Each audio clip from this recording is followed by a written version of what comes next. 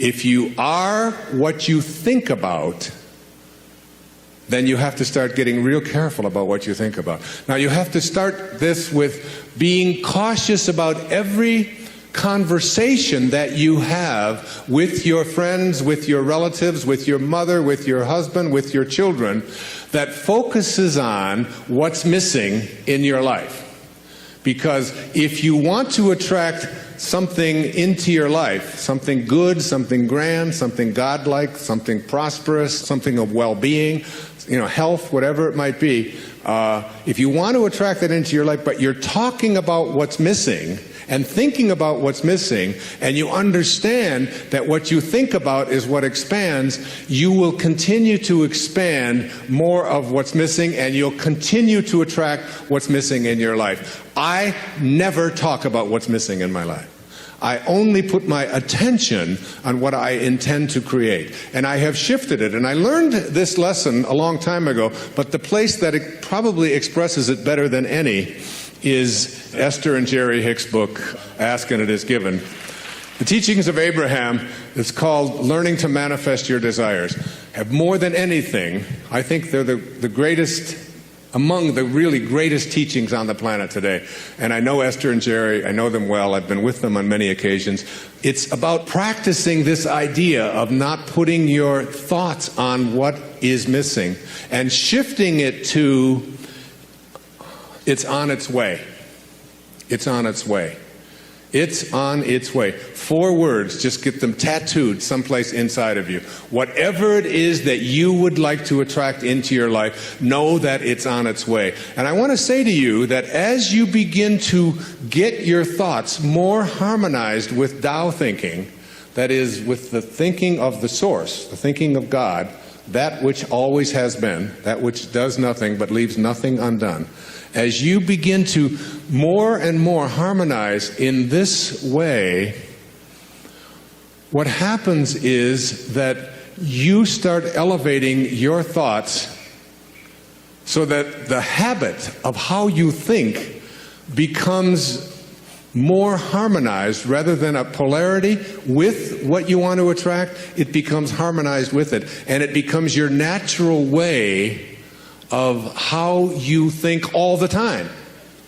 And you start then beginning to teach your children the same way of thinking. So you just catch them when they start saying things like, oh, with my luck it won't work out. Why have any of us ever learned to say, with my luck, and having it mean things aren't going to work out?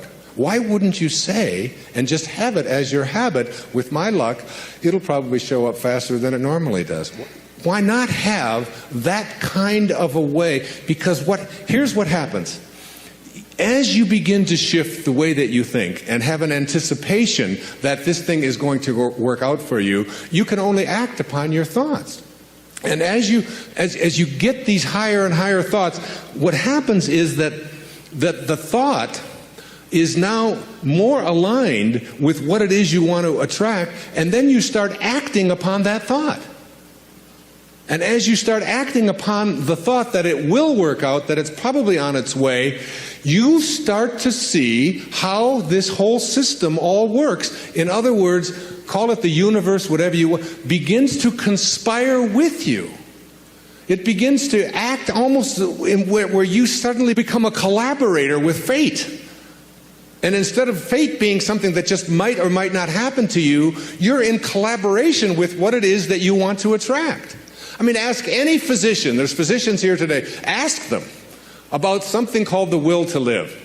Ask them about somebody who's going in for a corneal transplant and thinks that I'm going to see when this thing is done, rather than someone who thinks it probably won't work out. And which one would they rather work with? What is this thing called the will to live? What is this thing, this inner kind of thing that says, I refuse to allow myself to think? I say to my mother, who's 90 years old, almost 91 years old. I was with her for the last 5 days, every day, all morning long with her. And she's been going through some difficulties and so on. Most of you saw her on the PBS show, if you saw The Inspiration.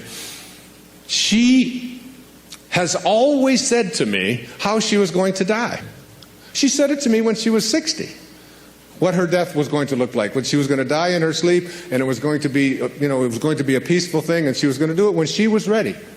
When she was ready, she would leave, and she would know when it was time. And she says, and don't think it's time. I said, well, you got a hangnail there. Maybe we should just move on with it. And she said, no, I'll tell you when I'm ready. But she has always said, I will never allow Alzheimer's into my life. She's always said, that is not something, she'll say things like, well, I can't remember this name quite as well as I did before, but that concept of all, it's just not anything that I've ever allowed myself to think is a possibility. And I said to her, well, what if you're wrong? She'll say, well, who'll know the difference?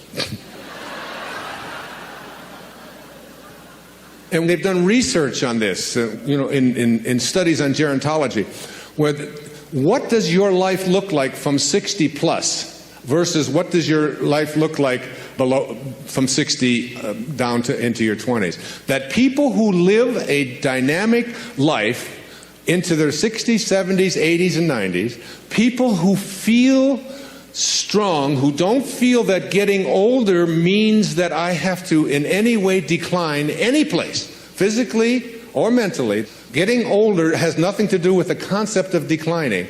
That when people are in their 20s and 30s and 40s and 50s, and this is their perception of what their life is going to be like when they're in their 60s, that those people have a much greater chance of not attracting the kinds of diseases that are so much age-related as do people who think of old as infirm and declining throughout their 20s, 30s, 40s, and 50s.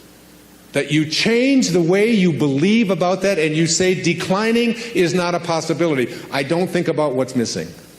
You don't put your attention on what's missing. You don't tell other people about what's missing. And you don't tell other people about what you can't do and what isn't working and how terrible the world is. And the Tao teaches so much of it was written for leaders, people in positions of power. But I've translated all of that into your own level of leadership. And the great leaders are the ones who eschew violence. You have got to get yourself to a place where you don't allow yourself to have violent thoughts come into your consciousness. That means you got to watch the movies you're watching. That means the games that your children are playing, video games, have got to be monitored and removed when they have violence built into them. It means that you don't watch the news and you don't read the stories, endlessly reaffirming what a terrible place this world is. It is not a terrible place. It's a perfect place. It's a beautiful place. There are just some leaders who are connected to Tao and others who are not. And we can create the kind of world that we want to create when enough of us begin to say, not part of my consciousness. Nope, I don't buy gossip. No, I don't buy violence. No, I don't have anything to do with that. And you just turn the channel, you turn it off. I pick up a Time magazine when I get on a flight and I go through and I say, I won't read the stories that involve killing. I won't read this. I don't need to hear any more about any more people blowing themselves up. I don't need to continue to have that as a part of my consciousness because I want to be someone who radiates out God-realized thinking. That's what I want to do. And I can't do that if I'm constantly being imbued with that. So I just go through the pages, page. And usually I say, oh, just threw away another $4.95. There's nothing in it to read. Every once in a while, good story about maybe Tiger Woods or something. But by and large, there's not much in there. And you don't have to fill yourself with that kind of energy. So you don't put your thoughts on what's missing. You don't put your thoughts on what always has been.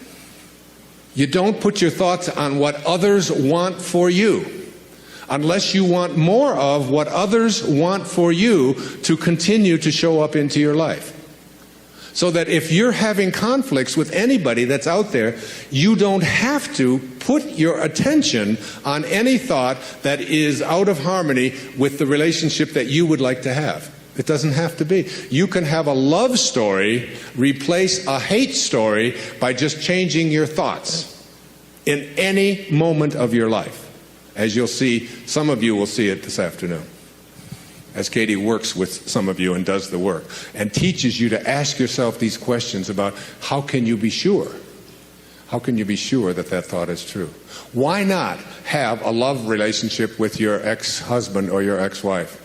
Why not have a love relationship with your in-laws? Why not? Why not have it with everyone on the planet? Why not? Indeed, why not? Every moment of your life, this choice is yours. You can either be a host to God or a hostage to your ego. It's your call. God bless you, and thank you for your attention. Namaste. Thank you.